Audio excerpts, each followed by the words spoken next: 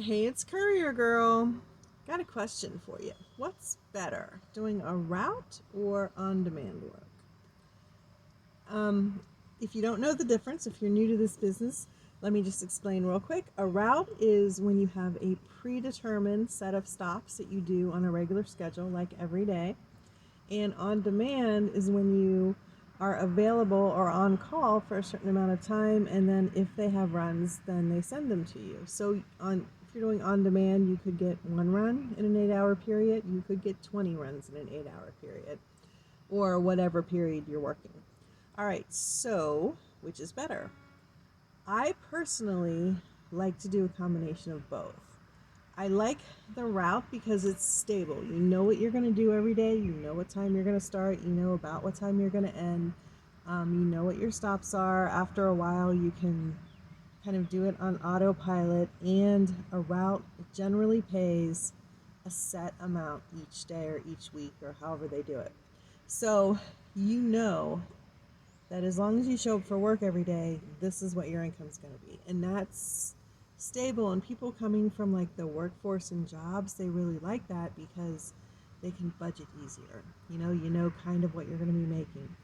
On demand can be very lucrative, but it's also very unstable. So I've made anywhere from like $30 in a day up to probably $400 in a day doing on demand work.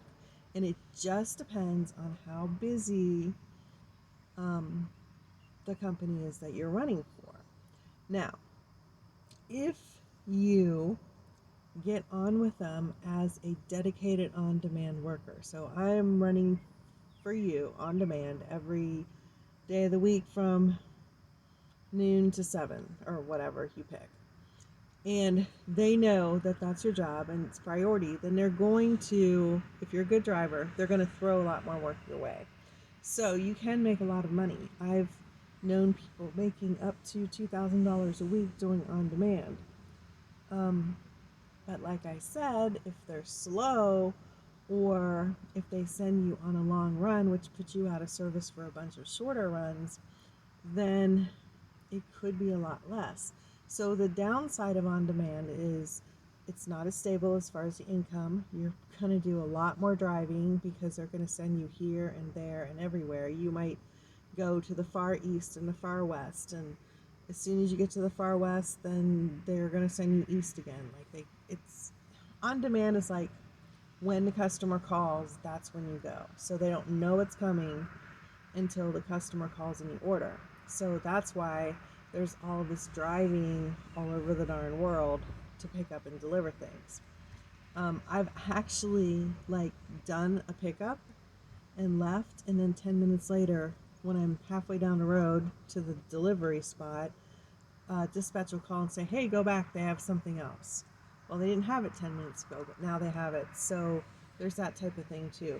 And like I said, it's the stability. You don't know, the income is not guaranteed. So I like to have a route. I like to fill it in with on demand because it can be really lucrative. Um, and I've done both. I've done on demand as a dedicated driver, and I've done routes as a dedicated driver. So that's kind of where I came to at the end, is I like to do both. All right, that's it for now. If you have any questions, put them in the comments, and I will see you on the road.